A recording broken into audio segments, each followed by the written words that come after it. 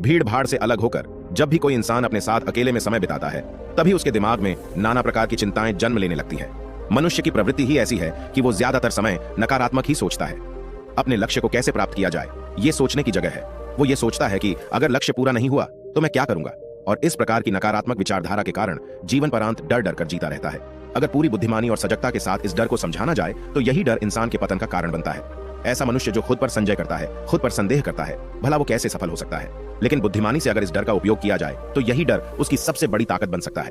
काश केवल एक बार उसने खुद पर विश्वास किया होता तो उसे मालूम होता है कि उसके डर में ही उसकी ताकत का रहस्य छुपा हुआ है। ये कहकर सन्यासी चुप हो गया और चुपचाप अपने कदमों पर ध्यान लगाते हुए जंगली घास पे से आगे बढ़ने लगा। संध्या का समय था। सन्यासी और एक लकड़हारा जंगल में से होकर गांव की तरफ निकल रहे थे। सन्यासी के ये शब्द लकड़हारे को कुछ समझ में नहीं आए। वो सोच रहा था कि डर में ताकत कैसे हो सकती है। डर तो आदमी को कमजोर बनाता है। अपने मन की उत्सुकता को जब वह काबू नहीं कर सका तो उसने सन्यासी से पूछा कि महात्मा ना, आप ये क्या कह रहे हैं कि डर में ताकत होती है? डर तो आदमी को कमजोर बनाता है, उसे तो अपना डर दूर करना चाहिए। करारा अपनी बात पूरी कर पाता उससे पहले ही उसे एक शेर की दहाड़ सुनाई दी। शेर की गर्जन सुनकर लकड़हारे का रोम रोम कांप गया। उसके कान खड़े हो गए। जंगल से आती एक एक आहट उसे साफ सुनाई दे रही थी। उसके कदम वहीं पर जम गए थे। वो भी नहीं पा रहा था। उसे पता था कि थोड़ी सी हरकत उसकी जान जोखिम में डाल सकती है। उसका दिल तो तेजी के साथ धड़क रहा था, लेकिन फिर भी वो अपनी सांसों पर काबू पाने का प्रयास कर रहा था। कुछ देर बाद जब खतरा टल गया तब सन्यासी ने कहना शुरू किया। सन्यासी ने कहा कि अभी जब तुम डरे हुए थे तो तुम्हारे शरीर का रोम रोम जाग गया था। जंगल से आ रही छोटी से छोटी आहट पर भी तुम्हारा ध्यान लगा हुआ था। तो इस प्रकार अपने मन के डर के कारण तुम होश में आ पाए, तुम पूरा ध्यान लगा पाए। इससे पहले जब तक तुम्हें शेर की दहाड़ सुनाई नहीं दी थी तब तक तुम अपने विचारों में खोए हुए थे। लेकिन जैसे ही तुम्हें शेर की दहाड़ सुनाई दी वैसे ही तुम्हारे सारे विचार गायब होकर हम वर्तमान में उपस्थित हो गए थे। यदि तुम्हें अभी शेर से बचकर भागना होता या फिर उससे लड़ना होता तो तुम्हें अपने शरीर की वो क्षमता देखने को मिलती जो आज तक जीवन में तुमने खुद भी महसूस नहीं की होगी। जब कोई कुत्ता तुम्हारे पीछे दौड़ता है उस समय तुम्हारी जो रफ्तार होती है वो तुम्हारी आम जिंदगी से कहीं ज्यादा होती है। साधारण जीवन में तुम इतने तेज नहीं दौड़ पाओगे जितना कि एक कुत्ते के सामने दौड़ पाओगे। ये ताकत या कहें कि हमारे शरीर की क्षमता अभी देखने को मिलती है। जब हमारा मन डर में होता है, किसी डरावनी परिस्थिति में हमारा मस्तिष्क और हमारा शरीर अपने उच्चतम श्रेणी में काम करता है। जो काम तुम आम जिंदगी में नहीं कर पाते वो तुम्हें डरा कर कराया जा सकता है। जहां पर भी तुम्हें डर का एहसास होता है वहीं पर तुम्हारी इंद्रियां पूर्ण रूप से सक्रिय हो जाती हैं।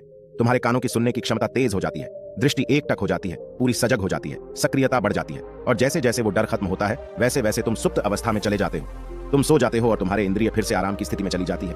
सन्यासी ने लकड़हारे से कहना जारी रखा कि परीक्षा से एक दिन पहले जो याद करने की तुम्हारी गति होती है वो साधारण याद करने की क्षमता से कहीं तेज होती है। सिर्फ एक बार याद किया हुआ तुम्हें परीक्षा के समय याद रह जाता है और तुम जानते हो कि ये सब परीक्षा के डर से ही होता है।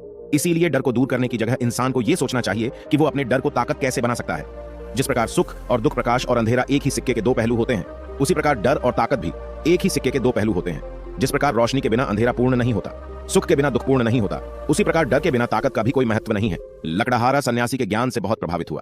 उनके चरणों में नतमस्तक हो गया और उनसे पूछा कि महात्मा, अंधेरे को तो दिया जलाकर रोशनी से भरा जा सकता है, लेकिन अपने डर को ताकत में कैसे बदले? इसके लिए कोई उपाय बताएं। इस पर सन्यासी ने कहा कि डर दो प्रकार के होते हैं। सबसे पहला मानसिक डर और दूसरा शारीरिक डर। सन्यासी ने लकड़हारे को समझाते हुए कहना शुरू किया कि मान लो तुम्हें जंगल से होकर गुजरना है और अचानक तुम पाते हो कि तुम्हारे मन में शेर का ख्याल आ गया। अभी तक प्रत्यक्ष रूप में शेर तुम्हारे सामने नहीं आया है ना, उसकी दाढ़ सुनाई दिए, मतलब दूर दूर तक कोई अंदेशा नहीं है कि जंगल में शेर मौजूद है। लेकिन शेर का ख्याल आने से तुम्हारे मन में एक डर पनप गया। अब तुम्हारा उठने वाला एक एक कदम उसी डर से अभिभूत होगा। हर समय तुम्हारे मन में यही ख्याल चलेगा कि कहीं शेर ना जाए। ये शेर वर्तमान में तुम्हारे सामने नहीं है, ये तुम्हारी बहुविषयक की कल्पना है। इसी प्रकार जो मनुष्य अतीत और भविष्य की चिंताओं में डूबा रहता है वो मानसिक डर का शिकार होता चला जाता है। इसी विडंबना के कारण वो अपने जीवन में जीतने भी निर्णय लेता है। वो सारे मानसिक डर से ग्रसित होते हैं। इसीलिए ज्यादातर मनुष्य पूर्ण रूप से अपने निर्णय पर भरोसा नहीं कर पाते हैं और यही निर्णय या फिर फैसले जो आधे मन से लिए जाते हैं मनुष्य के कार्य को पूरा नहीं होने देते। लेकिन यह भी सत्य है कि मानसिक डर के कारण ही इंसान अपनी तैयारी पूरी करता है। अगर तुम्हारे मन में शेर का ख्याल नहीं आएगा तो तुम शेर से सुरक्षा के लिए कोई भी कदम नहीं उठाओगे। लेकिन अगर तुम्हें शेर का ख्याल आ गया तो तुम उससे सुरक्षा के लिए कोई ना कोई तरीका जरूर अपनाओगे। तो इसीलिए मानसिक डर बेकार नहीं होता, वो आपकी सुरक्षा को और ज्यादा मजबूत भी करता है। लेकिन समस्या तब शुरू होती है जब आप चाहकर भी कुछ नहीं कर सकते, लेकिन उसके बावजूद आप मानसिक डर झेल रहे होते हो। उदाहरण के लिए कुछ मनुष्य हमेशा ये सोचते रहते हैं कि उन्हें कोई बीमारी ना हो जाए, कहीं उनके साथ कोई दुर्घटना घट जाए, कहीं उनके साथ कोई धोखा ना कर दे। लेकिन इन सब घटनाओं पर उनका कोई जोर नहीं होता है, ये उनके हाथ में नहीं होता है। अगर दुर्घटना होनी होगी तो होगी ही, अगर बीमारी होनी होगी तो होगी ही। अच्छा खान पान और अच्छी दिनचर्या का पालन करने के बाद भी अगर कोई मनुष्य बीमार हो जाता है तो ये उसके नियंत्रण के परे की बात है। अपनी तरफ से उसने पूरी कोशिश की और यही उसका कर्तव्य था। उसमें कोई कुछ क्या कर सकता है? जो घटनाएं इंसान की पहुंच के परे होती है वो उनसे भी परेशान होता रहता है, उनसे भी उसका मन घबराता रहता है और यही मानसिक डर उसके पतन का कारण बनता है। और यही मानसिक डर अगर सही तरीके से इस्तेमाल किया जाए तो मनुष्य समझदार और अनुभवी कहलाएगा। जो इंसान ये सोचता है कि कांटे सिर्फ दर्द देने के लिए ही बने हैं, वो ये भूल जाता है कि कांटे ही फूलों की रक्षा करते हैं। इसी प्रकार एक ज्ञानी मनुष्य किसी भी चीज का उपयोग अपने सकारात्मक तरीके से कर सकता है, लेकिन एक अज्ञानी मनुष्य है अपनी अज्ञानतावश उन चीजों को भी छोड़ देता है जो उसके लिए उपयोगी होती है। विवेकशील मनुष्य फेंके गए पत्थरों का भी महल खड़ा कर लेता है, लेकिन एक वैज्ञानिक मनुष्य उन पत्थरों को दूसरों पर फेंकता रहता है। अगर किसी मनुष्य को अपने मानसिक डर को ताकत में बदलना है तो उसके कुछ नियम हैं, कुछ उपाय है। सबसे पहला उपाय, अपने विचारों का निरीक्षण। अगर हम अपने जीवन में अपने विचारों का निरीक्षण करेंगे तो हम पाएंगे कि ज्यादातर विचार हमारे काल्पनिक होते हैं, और इसीलिए जो डर उन विचारों के कारण पनपता है वो भी काल्पनिक होता है। ज्यादा सोचने वाले लोगों को जब सोचने के लिए कुछ नहीं मिलता तो वो निरर्थक बातों के बारे में सोचने लगते हैं, और वो बेकार के विचार उसे तो परेशान करते ही हैं, साथ के साथ उसके परिजनों को, उसके सगे संबंधियों को भी परेशान करते हैं। इसीलिए ज्यादा सोचने वाले लोगों को यह समझना चाहिए कि मन में उठ रहे तमाम विचारों में से काम के विचार कौन से हैं और बेकार के विचार कौन से हैं। जो निरर्थक विचार हो उन्हें दूर करते जाओ, और जो सार्थक विचार हो उनको गहराई से सोचना शुरू करो। तभी तुम्हारी समस्याओं के, तुम्हारी उलझनों के उपाय निकलेंगे। मानसिक डर को दूर करने का दूसरा उपाय है उसका सामना करना। इसका मतलब यह नहीं है कि तुम शेर के सामने जाकर खड़े हो जाओ, बल्कि इसका मतलब यह है कि पूर्ण सुरक्षा के साथ तुम जंगल में जा रहे हो। यदि जंगल में जाना बहुत आवश्यक है तो तुम शेर के डर से अपने घर पर नहीं बैठ सकते हो।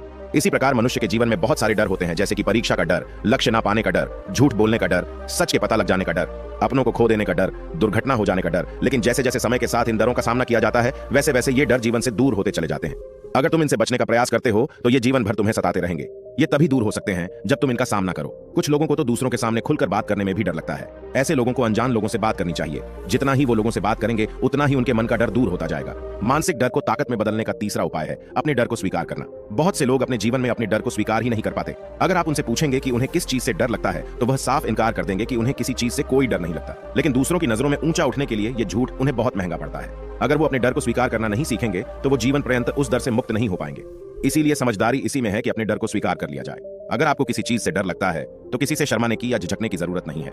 हर मनुष्य को, हर इंसान को किसी ना किसी चीज से डर लगता ही है, और आप पाएंगे कि जैसे ही आप अपने डर को स्वीकार करते हैं वैसे ही आपका डर खत्म होना शुरू हो जाता है, और जितना ही आप अपने डर को छुपाने की कोशिश करेंगे आपका डर उतना ही मजबूत होता चला जाता है। ये सारे तरीके तुम्हारे मानसिक डर को दूर कर सकते हैं, लेकिन शारीरिक डर को दूर करने के लिए तुम्हें दूसरे तरीके अपनाने होंगे। सबसे पहले यह समझो कि शारीरिक डर कौन सा होता है। मान लो तुम किसी जंगल से गुजर रहे हो और अचानक तुम्हारे सामने शेर आ जाता है। तुमने पहले नहीं सोचा था कि शेर तुम्हारे सामने आ सकता है, लेकिन जब वो तुम्हारे सामने आता है तो तुम्हारी सारी शारीरिक गतिविधि या शिथिल हो जाती है। तुम्हारी सांसें अटक जाती हैं, मस्तिष्क काम करना बंद कर देता है और तुम्हारा दिल तेजी के साथ धड़कने लगता है। तो इसीलिए जब बिन सोची बात हमारे साथ घटित होती है तो हमारा शरीर उस डर को महसूस कर पाता है, और वही शारीरिक डर कहलाता है। ऐसे समय में शारीरिक डर को दूर करने के कुछ उपाय हैं, कुछ तरीके हैं। सबसे पहला उपाय तो यही है कि अपने ऊपर संयम रखें। जब किसी मनुष्य के साथ बिन सोची बात घटती है तो सबसे पहले उसका संयम टूट जाता है, और संयम टूटने के साथ उसका मस्तिष्क काम करना बंद कर देता है, और इसी वजह से सोचने और समझने की प्रक्रिया भी रुक जाती है, क्योंकि हमारा शरीर उसी प्रकार कार्य करेगा। इस प्रकार हमारा मस्तिष्क उसे निर्देश देगा। अगर मस्तिष्क की सोचने समझने की शक्ति खत्म हो गई तो हमारा शरीर भी शिथिल हो जाता है। तो इसीलिए अगर कठिन समय में मनुष्य अपने ऊपर संयम रखता है तो उसका मस्तिष्क सही तरीके से काम करता है, और वो सही निर्णय लेकर उस परिस्थिति से तत्काल बाहर आ सकता है। यहाँ पर दूसरा उपाय समझने का यह है कि जीवन में कुछ भी घटित हो सकता है। जीवन बड़ा चमत्कारिक होता है, वो हमारी सोच के अनुरूप नहीं चलता, बल्कि उसमें कुछ भी हो सकता है, और यही जीवन की खूबसूरती होती है। अगर आपको आज ही पता चल जाए कि आने वाले 10 साल तक अब क्या कर पाएंगे तो आपकी जीवन में से रुचि खत्म हो जाएगी। लेकिन अगर जीवन एक रहस्यमयी किताब की तरह बना रहेगा तो आप अपने जीवन से कभी नहीं थकेंगे। आपका जीवन आपको आश्चर्यचकित करता रहेगा। इसीलिए यह समझो कि जीवन में कुछ भी घटित हो सकता है, तुम्हारी सोच से परे भी घटित हो सकता है। इसीलिए कुछ अनुमान मत लगा लेना। किसी सोच को लेकर सन्यासी ने अपनी बात खत्म करते हुए कहा कि इन तरीकों से तुम अपने मानसिक और शारीरिक डर को दूर कर सकते हो और आनंद से भरा हुआ जीवन जी सकते हो। तो दोस्तों, कैसी लगी ये कहानी आपको कमेंट सेक्शन में जरूर बताना, और अच्छी लगी हो तो इस चैनल को सब्सक्राइब करके नोटिफिकेशन बेल को जरूर प्रेस कर देना। तो मिलते हैं अगली कहानी में, तब तक के लिए अपना ख्याल रखें।